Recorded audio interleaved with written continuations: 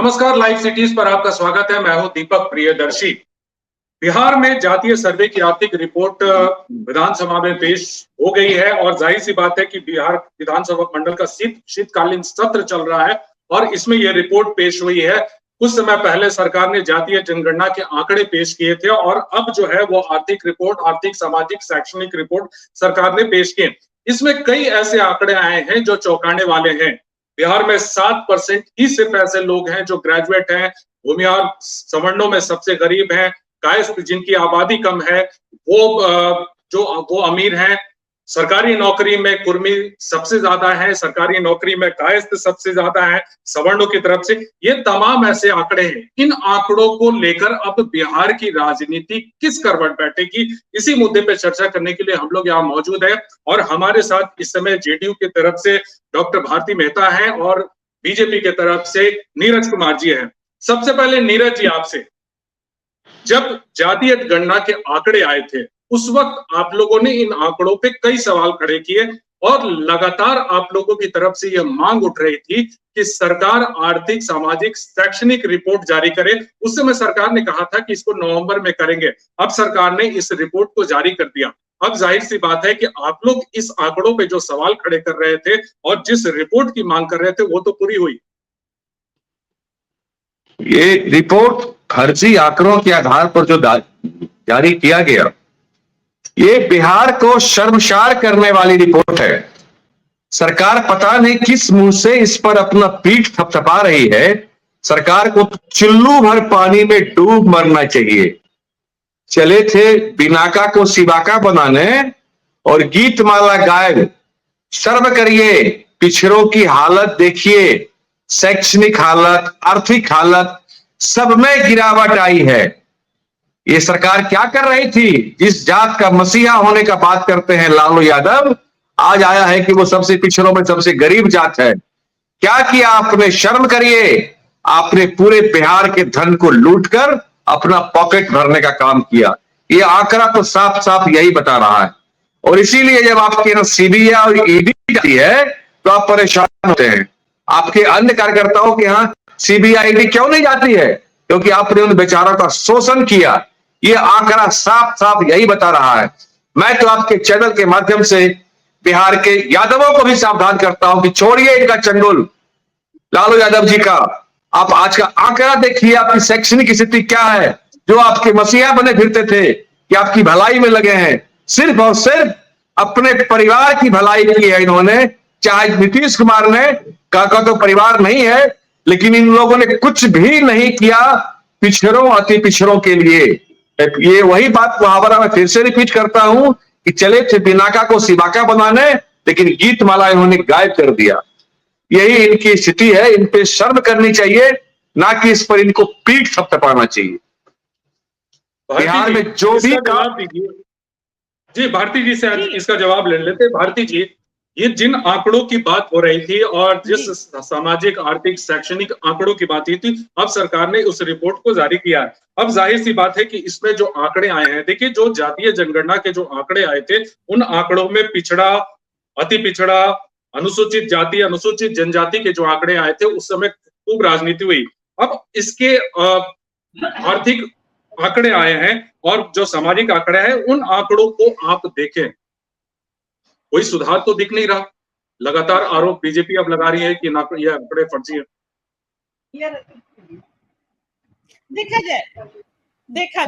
देखा जाए जो आंकड़े हैं, जो सर्वेक्षण हुआ है, वो सर्वेक्षण रिपोर्ट प्रकाशित हुई है। पहले 2 अक्टूबर 2023 को बापू के 154वीं जयंती के अवसर पर रिपोर्ट प्रकाशित हुई और उसके बाद जो आर्थिक गणना की रिपोर्ट थी उस समय कहा गया था कि नवंबर में वो पेश होगा और पेश किया गया है। जहां तक आपने अपनी उस छोटे से चर्चा के लास्ट में कहा कि बीजेपी लगातार आरोप और प्रत्यारोप कर रही है, तो मैं एक चीज दीपक जी आपके माध्यम से और आपके चैनल के माध्यम से बीजेपी से ये कहना चाहूंगी कि भाई बीजेपी बड़ी कंफ्यूज्ड है शुरू से। हमने तो आज भी सदन में हमारे नेता ने कहा कि हम तमाम राजनीतिक दलों का आभार प्रकट करते हैं, चूंकि यह 2021 में बिहार विधानमंडल का सर्वदलीय संकल्प था। और इसके बाद ये बीजेपी जो कह रही है, बीजेपी तो पहले कहती है कि भाई ये गलत है, ये होना नहीं चाहिए था। तो हाँ या ना, हाँ हाँ होता है, ना ना होता है। एक तो शुरुआत से ये लोग हाई कोर्ट से लेके सुप्रीम कोर्ट तक तमाम दरवाजों पे ये इन लोगों ने जाके अपना सर पटका कि किसी तरह आर्थिक जो सर्वेक्षण रिपोर्ट था जातीय गणना का वो रुक जाए। तथापि हम आभार प्रकट करते हैं भारत के सुप्रीम कोर्ट का कि उसने कहा कि नहीं, गलत बात, जानकारी नहीं है आपको। बीजेपी नीरज जी एक मिनट भारती जी की बात हो जाए। मैं नहीं बोल रही थी, आप जब जी भारती जी आप धैर्य रखिए। भारतीय संविधान के अनुच्छेद 340 में इसका प्रावधान किया गया है कि कोई भी राज्य अपने राज्य के आर्थिक, सामाजिक, शैक्षणिक तमाम मानवीय सूचकांक और जो है उस स्थिति को हमने उस आईने को सामने लाया है। हम आपके तरफ, बीजेपी के तरफ फील गुड का राज्य और शासन में विश्वास नहीं रखते हैं। अगर कमियां हैं तो पुनः नीतिगत स्तर पर योजनाओं का निर्माण होगा। और जो विंग हमारा, चूंकि ये सोसाइटी जो है परिवार है, बृहद परिवार है, और यही लोक जन कल्याणकारी राज्य का कॉन्सेप्ट है राष्ट्रीय स्तर पर।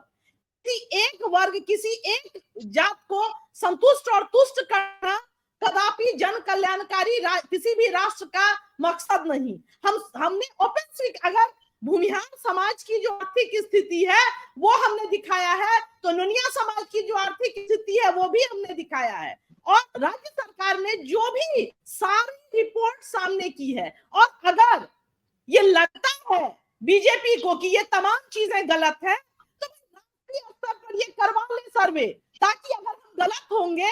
भारती जी एक सवाल जो करवाए, भारती जी एक सवाल जी, भारती जी एक सवाल आपसे, और उसके बाद मैं फैजान साहब है, फैजान अहमद साहब वरिष्ठ पत्रकार, वो भी अब हमारे साथ जुड़ गए इस रिपोर्ट पर, उनसे बात करेंगे। लेकिन सवाल एक मेरा शैक्षणिक आंकड़ों को लेकर है। सरकार लगातार शिक्षा के सुधार को लेकर दावा कर रही है। जो आंकड़े आए हैं सिर्फ 7% ही ग्रेजुएट हैं पूरे बिहार में, इस पर क्या कहेंगे आप? जी निश्चित तौर पर आपने सही सवाल उठाया। एक चीज मैं कहना चाहूंगी कि अभी आदरणीय नीतीश कुमार जी के समय में जितने भी ड्रॉप आउट बच्चे थे, आप देखेंगे कि लगभग 98.78% बच्चे विद्यालय पहुंच चुके हैं। और एक व्यक्ति को ग्रेजुएट बनने में 1-2 साल में व्यक्ति ग्रेजुएट नहीं होता है। उसको 1 से लेके 18, वो उसको ग्रेजुएट होने तक में मिनिमम 15 से 17 सालों का वक्त लगता है। और ये जो आंकड़ा बीजेपी बार बार एक चीज और भूल जाती है कि भाई ये भी 17-18 साल हमारे साथ थी शासन में, या फिर फेल थी ये, तो वो भी स्वीकार कर ले कि नहीं भाई सिर्फ मैं सत्ता में होने के लिए साथ था। तो जहां तक 7% ग्रेजुएट लोगों की बात है, तो ये वास्तविकता है हमारे सोसाइटी की कि 7% लोग ही स्नातक हैं। तो ये सत्य है हमारे समाज का, जिस सत्य को बिहार सरकार ने इस रिपोर्ट को प्रकाशित किया है। और एक और चीज, आपने जब शिक्षा की बात की है तो एक चीज कहूंगी, आजाद भारत में पहली बार 2023 के बजट में फरवरी में 12.70% का शिक्षा बजट में कटौती किया गया। आजाद भारत में पहली बार। इस पर भी बीजेपी को जवाब देना चाहिए कि आखिर निरंतर सरकारी स्कूलों में पढ़ने के लिए जा रहे बच्चों के बजट में कटौती क्यों की जा रही है केंद्र सरकार के द्वारा। ठीक है भारती जी, तौर पर केंद्र सरकार को और केंद्र सरकार से जुड़े जो भी सांगठनिक दल हैं उनको इसका उत्तर देना चाहिए। जी हमारे साथ वरिष्ठ पत्रकार फैजान अहमद साहब भी जुड़ गए हैं। हम फैजान साहब से पूछते हैं। फैजान साहब, आपने जो आज रिपोर्ट आया है सामने, आपने उसे देखा, जो आंकड़े आए हैं सर, पहले तो जातीय जनगणना के जब आंकड़े आए उस पर खूब राजनीति हुई, और उसके बाद कई सवाल खड़े हुए और कहा गया कि आर्थिक, सामाजिक और शैक्षणिक आंकड़े भी पेश किए जाने चाहिए सरकार के तरफ से। अब सरकार ने इन तमाम आंकड़ों को रख दिया है। इस पूरी रिपोर्ट को, आर्थिक, सामाजिक, शैक्षणिक रिपोर्ट जो आई है, आप इसको किस तरह से देख रहे हैं? देखिए, ये सच्चाई है कि एक बहुत बड़ा काम हुआ है बिहार में, जो ये सर्वे हुआ है, कास्ट सर्वे। और उससे रिलेटेड जो भी, चाहे एजुकेशनल हो, चाहे वो इकोनॉमिक हो, इस तरह के जो भी फैक्ट्स आए हैं, एक पहली मैं तो समझता हूं कि इसकी एक प्रशंसा करनी चाहिए कि ये एक इतना बड़ा काम सरकार ने किया है। ये हर पार्टी, ऐसा नहीं है कि ये जेडीयू और आरजेडी की ही बात है, हर पार्टी इसकी प्रशंसा कर रही है। और मुझे तो लगता है कि बीजेपी ने भी इसकी प्रशंसा की है, यहाँ तक कि खुद माननीय अमित शाह जी ने भी कहा कि हम लोग इसके खिलाफ नहीं है, सेंसस के खिलाफ नहीं है। लेकिन ये भी सच्चाई है कि जो भी काम इतना बड़े लेवल पर जो पहली बार होता है, तो उसमें कहीं ना कहीं कुछ नाकामी भी होती है, कहीं कहीं कोई खामी भी होती है, कहीं कहीं वो आप उसको तनकीद कर सकते हैं, आप उसको क्रिटिसाइज कर सकते हैं, उसमें कोई बुरा नहीं।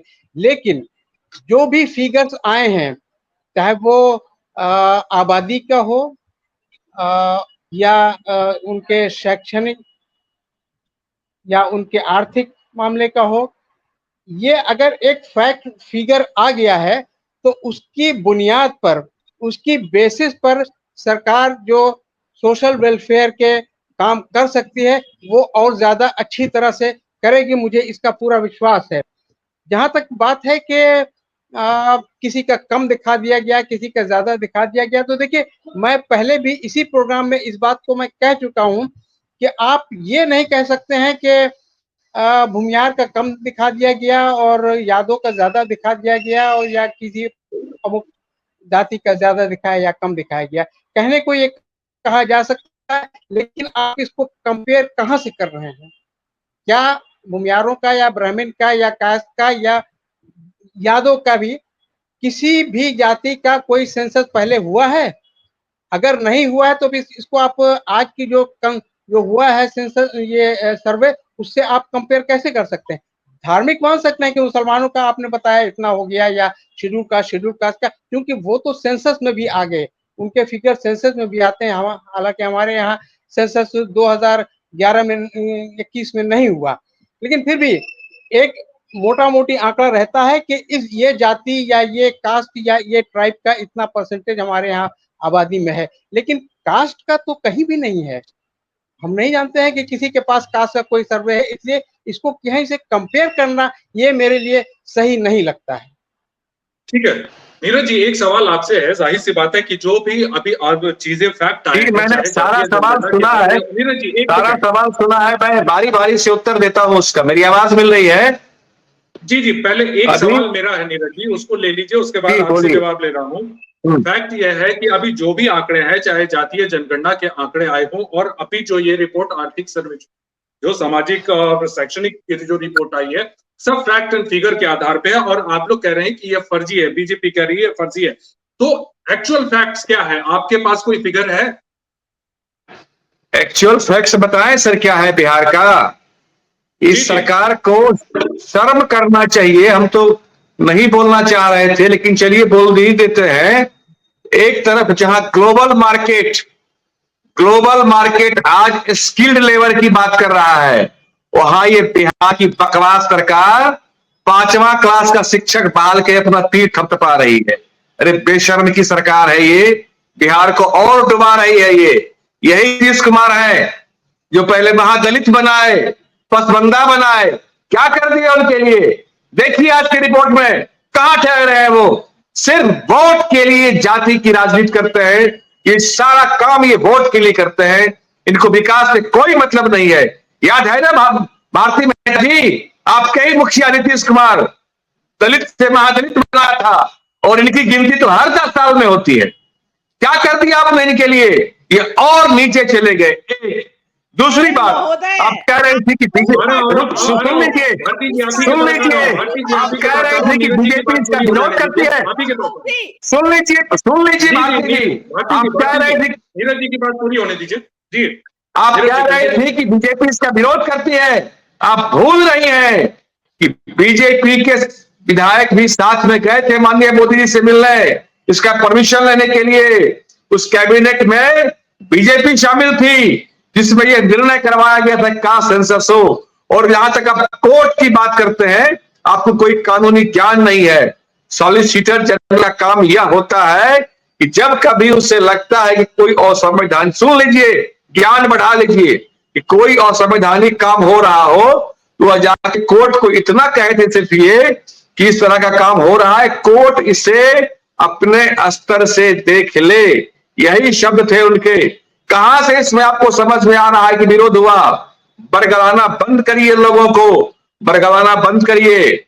दुनिया कहां से कहां जा रही है और आप कहां लेके जाना चाह रहे हैं बिहार की?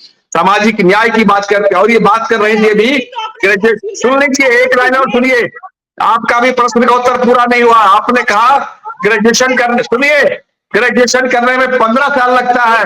अरे 33 साल से यही चाचा भतीजा बिहार को लूट रहे हैं। 33 साल से 2 पीढ़ी को ग्रेजुएट हो जाना चाहिए था, 2 पीढ़ी को। क्या बात करती है आप? कोई जानकारी नहीं है या जानबूझ के बरगलाते हैं लोगों को? कुछ भी मत बोलिए इस तरह से बैठ के। और अगर सही मायने में काम देखना हो तो मैं रिपोर्ट आपको दिखा सकता हूं। अभी जब एनडीए सरकार पहली बार 2005 से 10 के बीच में बिहार में थी, उस समय कितना काम हुआ था लॉ एंड ऑर्डर पे, शिक्षा पे, आर्थिक विकास पे। सही मायने में आर्थिक विकास बिहार उस समय रफ्तार पकड़ा था। और उसके बाद तो आपके नीतीश जी भटक गए और ऐसे भटके बेचारे, ऐसे भटके कि आपके अपने एक बड़े सहयोगी वरिष्ठ मंत्री जी के यहाँ गए थे तो श्रद्धांजलि में फूल उनके। आपके तमाम चीजों को लेकर आप भारती जी से पूछते हैं। भारती जी आप आप बोलिए, आप कुछ कह रही थी। जी एक चीज मैं कहूं, जो चीज मैंने शुरुआत में भी कहा था कि बीजेपी पूरी तरह कंफ्यूज्ड है। अभी भी प्रवक्ता आदरणीय नीरज कुमार जी कह रहे हैं कि हम लोग उस सर्वदलीय संकल्प के साथ थे। हमने आज सदन में उनको इस बात के लिए धन्यवाद कहा है और वो कह रहे हैं कि भाई हम प्रधानमंत्री के यहाँ गए थे, इसके लिए भी धन्यवाद। फिर हम कैसे कह रहे हैं कि ये असंवैधानिक है, इसलिए हम चले गए थे, थोड़ा सा बैकडोर से चले गए थे। यूथ क्लब करके नोएडा का कोई संस्था था, यूथ फाउंडेशन, उसके माध्यम से चले गए थे। एनीवे, या तो आप साथ थे, हम कहाँ इसका इनकार कर रहे हैं। आप स्वयं निर्णय ले लीजिए कि आप इसके साथ है के खिलाफ है, या हम इसका निर्णय। ठीक है भारती जी एक सवाल है। ठीक है भारती जी, मेरा एक सवाल है। भारती जी एक सवाल यह है कि तमाम ऐसी रिपोर्ट जब जातीय जनगणना के जो आंकड़े आए और उसके बाद लगातार आपके ही सहयोगी दल और नेता ये कह रहे थे कि संख्या के आधार पर आरक्षण मिलना चाहिए या आरक्षण बढ़ना चाहिए।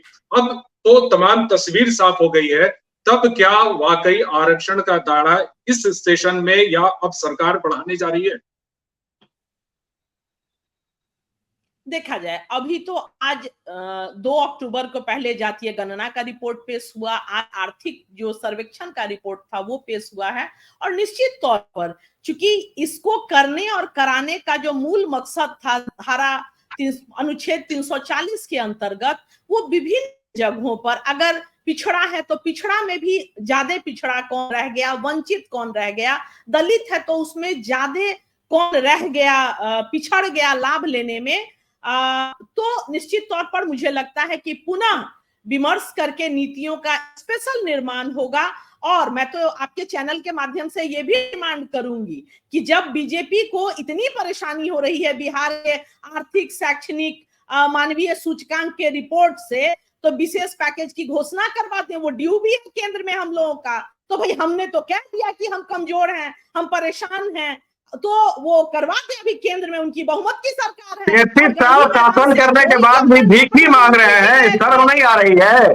33 साल से शासन में है और अभी भी यहाँ बैठ के भीख मांग रहे हैं कि हम कमजोर हैं। क्या महाराज, शर्म करिए, शर्म करिए। नीरज जी देखिए, ठीक है भारती जी, हक है, इस हक के लिए अपनी आवाज उठाती है। ठीक है भारती जी, कैसे मिलता है कैलकुलेशन बताएं आपको। आंकड़े आए हैं, ये कैलकुलेशन मैं आपको पढ़ा सकता हूँ मैडम, मैं समझ गया। हक कैसे मिलता है किसी भी राज्य को, ये गणित मैं अभी आपको पढ़ा सकता हूँ यहाँ पर। ठीक है नीरज जी, मेरा सवाल ये है, ठीक है भारती जी, भारती जी, नीरज जी, ये है कि अब ऑब्वियस है कि तमाम आंकड़े सामने आ गए। भारती जी, तमाम आंकड़े अब सामने आ गए और अब जाहिर सी बात है कि आने वाले दिनों में पार्लियामेंट के इलेक्शन होने वाले हैं और ये तमाम आंकड़े, चाहे जातिगत आंकड़े हो, शैक्षणिक, सामाजिक, तमाम ऐसे आंकड़े हो, इन आंकड़ों ये चुनावी मुद्दा बनेगा। तो क्या आप यह माने बीजेपी अपने तरफ से, जाहिर सी बात है कि क्या आने वाले चुनाव में, नीरज जी आपसे ही सवाल है कि क्या आने वाले चुनाव में मंडल वर्सेस कमंडल देखने को मिलेगा? देखिए, कोई मंडल वर्सेस कमंडल नहीं होने जा रहा है। हमारे माननीय प्रधानमंत्री श्री मोदी जी, आप सुनिए हाल फिलहाल का कहीं का भी उनका भाषण। वो कह रहे हैं कि गरीबी एक जाति है, और आज बिहार सरकार ने जो जाहिर किया है उससे भी साफ साफ परिलक्षित है कि हर जात में गरीबी है। हमें जातियों से नहीं, हमें गरीबी से लड़ना है। लड़ने दीजिए इन लोगों को, जातियों के नाम पर सर फुटबॉल करने दीजिए। हमें मोदी जी के नेतृत्व में इस देश की गरीबी से लड़ना है, उसका उत्थान करना है। इसके लिए मोदी संकल्पित हैं। अरे भाग्य मनाए, इनके मैं आंकड़ों के आधार पर ही कह रहा हूं कि जो गरीबी की स्थिति बिहार में उन्होंने दिखाई है, वो तो मोदी जी का गरीब कल्याण अन्न योजना चल रहा है कि बिहार में लोग भोजन कर पा रहे हैं, और उस योजना का लाभ 80 करोड़ देशवासियों को मिल रहा है। और भारती जी सुन लीजिए, उसमें सुनिए, उसमें 8 करोड़ 71 लाख बिहार के लोग लाभान्वित हो रहे हैं। लगभग 11% बिहार के लोग। भाग्य बनाइए कि मोदी जी ऐसा प्राइम मिनिस्टर मिला, और लोग नहीं तो आप तो यहाँ भूखे मार देंगे सरकार। स्थिति तो यही दिखा रही है, इनका आंकड़ा तो यही दिखा रहा है। ठीक है नीरज जी। फैजान सर आपसे एक सवाल है, फैजान सर आपसे एक सवाल है कि जिस तरह से जातिगत आंकड़े आए, ठीक है, वो आरोप प्रत्यारोप अपनी जगह पे है, चुनाव में ये मुद्दा तो बनेगा, ये तमाम ऐसे रिपोर्ट्स मुद्दा बनेगा। नीरज जी कह रहे हैं कि बीजेपी के लिए सबसे बड़ी जाति जो है वो गरीबी है, और इस इशू पे बीजेपी रहेगी। आप ये मानते हैं कि क्या आने वाले चुनाव में एक बार फिर मंडल वर्सेस कमंडल देखने को मिल सकता है? वैसी स्थिति बनती तो दिख रही है, क्योंकि देखिए अभी जो बिहार में तो इलेक्शन या अभी पार्लियामेंट का इलेक्शन भी 2024 में होना है, लेकिन अभी जो 5 राज्यों में जो चुनाव चल रहे हैं, चुनाव प्रक्रिया चल रही है, वहां भी ये जाति सर्वेक्षण या कास्ट सर्वे की बात कहीं ना कहीं किसी न किसी लेवल पर उठती जरूर आई है। और कांग्रेस ने तो ये भी कहा है कि वो जहां भी उसको पावर में आएगा वो वहां इसको करवाएगा, या सेंटर में भी अगर वो पावर में आता है तो वो करवाएगा। खैर वो तो एक अलग बात है, लेकिन ये जो भी चुनाव अब आने वाले हैं, चाहे वो 5 राज्यों के हो या लोकसभा के हो, वो सभी चुनाव में ये जाति सर्वेक्षण, कास्ट सर्वे करवाने की बात जरूर उठेगी। क्योंकि ये देखिए कोई भी पार्टी मुझे नहीं लगता है कि कास्ट सर्वे के खिलाफ है। बीजेपी भी नहीं है, मैं जानता हूँ कि बीजेपी भी इसके खिलाफ नहीं है। अभी नीरज जी भी कह रहे थे कि उनकी पार्टी जब यहाँ पावर में थी तो वो लोग भी गए थे डेलीगेशन में प्रधानमंत्री से मिलने, और कास्ट सर्वे की बात हुई थी। तो कोई भी इसके खिलाफ नहीं है, इसलिए मुझे लगता है कि ये आगे वाले चुनाव में ये एक मुद्दा जरूर बनेगा, चाहे इसको कमंडल मंडल का नाम ले ले या सिर्फ कास्ट सर्वे का ही नाम दें आप। एक बात और भी नीरज जी, बुरा मत मानिएगा, लेकिन आपने कहा कि यहाँ 30-32 सालों से जो लूट खसोट की सरकार चल रही थी, उसमें मुझे लगता है कि 12-13 साल आप लोग भी शामिल थे। मैं बताता हूँ उसका आंकड़ा सर, हम शामिल थे। आप, मेरी आवाज आ रही है? मेरी आवाज आ रही है? मुख्यमंत्री जी आ रही है, आप नीरज जी बोलिए जी। तो मैं एक रिपोर्ट है, मैं थोड़ा उसको पढ़ के सुनाता हूं। 2010 के विधानसभा चुनाव के पहले अर्थशास्त्री स्वामीनाथन अय्यर ने लिखा था कि बिहार के आर्थिक बदलाव का श्रेय बिहार सरकार को जाता है। यहाँ कानून व्यवस्था में सुधार देखा गया। अरे आप लोगों ने तो जंगल राज बना के रखा था लालू यादव ने बिहार को। तो जो 5 साल शुरू में हम लोगों के साथ कायदे से सरकार चली, उसमें बिहार को सही मायने में आर्थिक गति दी गई। लॉ एंड ऑर्डर, ईमानदारी से कलेजा पे हाथ रख के कोई आदमी बोलिए है कि आज बिहार में वो लॉ एंड ऑर्डर दुरुस्त किया गया। बहुत सारे ऐसे कामों को किया गया।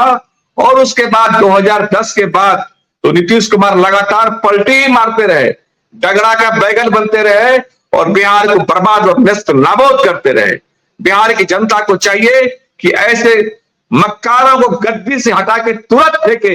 और आज की रिपोर्ट के बाद मैं इसके पहले इस तरह के शब्दों का प्रयोग नहीं करता था, लेकिन आज की रिपोर्ट के बाद मैं जोर जोर पे बोलता हूं। आप नीरज जी की बातों का आप जवाब देना चाह रही हैं, चंद सेकंड में आप बोलिए। जो भी काम बिहार में हुआ 2005 से 10 के बीच में हुआ, उसके बाद सिर्फ उसके पहले लूटपाट में, उसके बाद लूटपाट में। तो पता ही हवाई अड्डा पर से ही भाग गए। बीजेपी इतनी हुई है कि बीजेपी के कोई नेता घर के बाहर नहीं निकलते हैं, इतनी विधि व्यवस्था खराब है बिहार में। हाँ, जब ये लोग सत्ता में आ जाते हैं तो जैसे अजीत पवार को 70,000 करोड़ का 7 दिन पहले घोटाला था महाराष्ट्र में, अब बीजेपी शामिल होती पहले कांग्रेस को बोलिए कि वो स्वीकार करें कि अजीत पवार के मंत्रिमंडल में जाके घोटाला किए हैं, फिर बात से प्रश्न करिएगा। अपनी ही पार्टी को घरे में मत खड़ा करिए, अपनी ही पार्टी को मत खड़ा करिए घरे में। ठीक है नीरज जी, भारती जी, और रही बात एयरपोर्ट की, तो जाके अपने नीतीश कुमार से कहिए उसके लिए पहले जमीन दें। मेरी बात सुनिए, कभी ये जमीन देते हैं, कभी वो जमीन देते हैं, बच्चों का खेल करते हैं। जाहिर बात है कि अब तमाम ये आंकड़े आए हैं, इन आंकड़ों पर अब देखना है कि सरकार क्या कुछ बड़ा फैसला लेती है, क्योंकि नीतीश कुमार ये कह चुके हैं कि आने वाले दिनों में कुछ बड़े फैसले हो सकते हैं। 1 मिनट डिबेट अगर और चलाएंगे तब तो मैं एक विषय और रखना चाहूंगा, और ये आर्थिक 1 मिनट डिबेट और चलाएंगे तो मैं एक विषय और रखना चाहूंगा। सरकार का क्या पक्ष होगा और सरकार क्या फैसला लेती है। फिलहाल इस डिबेट में आप सभी लोगों ने हिस्सा लिया, आपका बहुत बहुत धन्यवाद। नीरज जी आपका बहुत बहुत धन्यवाद, भारती जी आपका बहुत बहुत धन्यवाद, फैजान साहब आपका भी बहुत बहुत धन्यवाद।